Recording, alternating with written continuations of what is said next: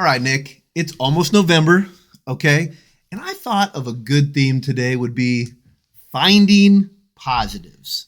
They're all right? everywhere you look. Everywhere you look, it's holiday season. We're going to be finding positives. There's going to be great things going on in Sacramento, all around the world. So let's find some positives today. Let's do it. Okay. Let's start by touching base on housing right now. Okay.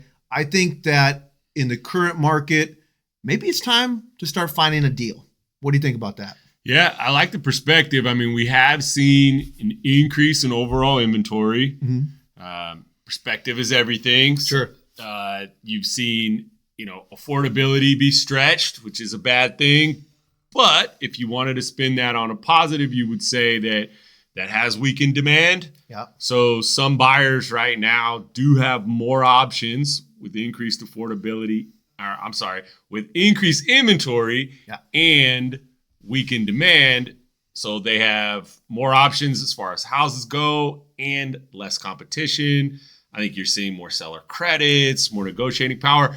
And you got to remember the fourth quarter, you could always find maybe some desperate sellers or people that really need to sell by the end of the year. So there could be some opportunities out there. Yeah, like all those things you're talking about. I think we've always talked about if there is a little slowdown in the market, this is a great opportunity for buyers to get seller credits, right? So if you're stretched financially and you're really trying to find that home, we talked about affordability, getting some seller credits to, help that blow of kind of your down payment and, money for closing, right? Absolutely. And I think that is a good sign, like I said, in this fourth quarter that, there's going to be some good opportunities for buyers out there. And we're finding positives with that. We are. Another positive around this time of year is that we are almost at the election. Yeah.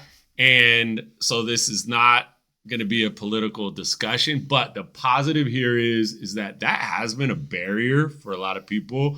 A lot of people have decided they don't want to act until they know what the maybe future political landscape looks like. So the positive here is once the election's behind us, maybe that will clear the deck and give some people a fresh perspective and maybe some confidence to move forward. Uncertainty is always one thing that people don't like, right? Okay, so after the election, we're going to find out what's going to go on. So that conversation should just be gone, okay? And I think that uncertainty will help people know what they're going to do, take their next step. And I think that's going to be a very good positive for everybody.